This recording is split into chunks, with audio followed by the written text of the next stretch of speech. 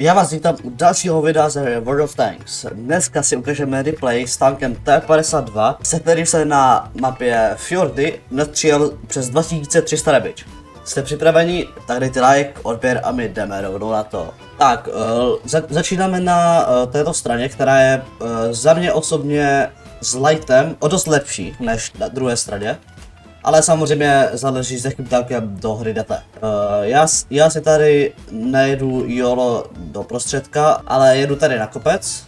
Tady jsem se teda mále převrátil, což nejvíc random věc, co vám může stát. Díval jsem se, jestli tam náhodou někoho nespotu, že bych ho už střílel. Tady dost často jezdí tanky, ano, třeba jako tady 75, která tam teda vyjela dříve. Ten se samozřejmě docela bojím, protože má o 400 životů více. Teď vím, že tady střílí, taky rašu, nevím kolik má nábojů, ale ještě má dost. Nejspíčka nabíjí, taky ramuju a tady si říkám, že to je prostě můj konec, tady si dá střílím pár damage a už jde šere.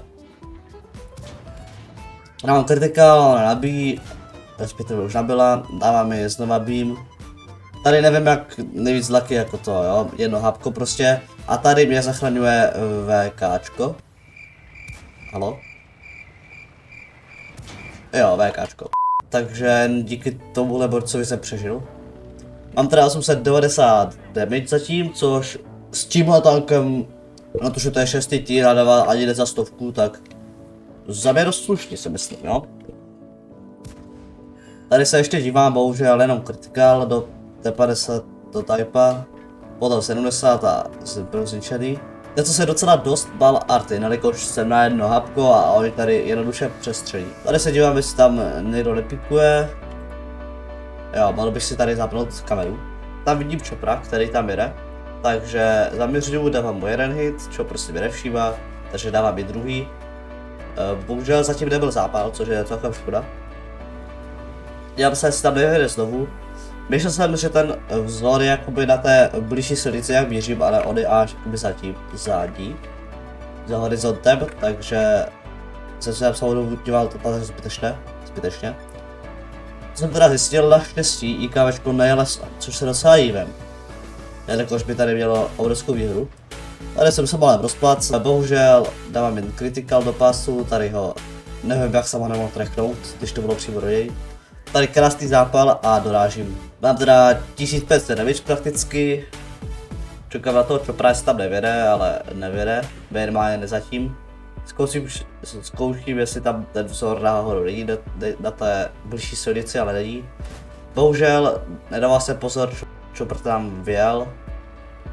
Tady vidím, že se spotla T52, tak si tady nahnu a dávám jí hit. Jet Pancerovi taky. Já bych si tam ještě někde ho neuvidím, ale neuvidím teda. Teď si říkal, že by to mohlo být docela slušný damage už. Nebo respektive už teďka to je slušný damage, ale že bych mohl nastřelit ještě více. A tak jsem se začal přemýšlet. Když je tady T50 dostala. Tak jsem začal ok, to byla nevíc dobrá. Bohužel, mohl být damage. Tak se začal přemýšlet, že když to zahraju dobře a třeba najdu nějakého borce ze zadu. Tady vidím Chopra, tak mu dávám, nevím, docela lucky rána, borci mi ho vyžídají, tohle taky. Tady se dívám, jestli nahoru na mě nemíří, takže je to v klidu. Dávám mu jeden hit, druhý hit, další, ještě to není západ, což se divím. Jako, už mu dávám teda critical.